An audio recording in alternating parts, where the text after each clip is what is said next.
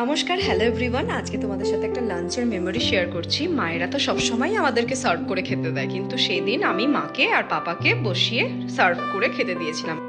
আজকে special menu হচ্ছে pomfret, সরষে দিয়ে মুগের ডাল, এটা চিচিঙ্গা পেঁয়াজ পোস্ত, আলু ভাজা, পটল ভাজা, ভাত আর আমরা চাটনি।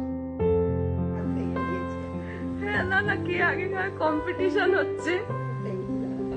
যখন অনেকদিন থাকার পর ফিরে আসি দিল্লির বাড়িতে, তখন এই সব কথাগুলোই মনে পড়ে। একসাথে বসে খাওয়া দাওয়া, গল্প করা। তখন মনে হয় শেওড়াফুলিতে যে কটা দিন থাকলাম সেটা যেন খুব কম সময় ছিল।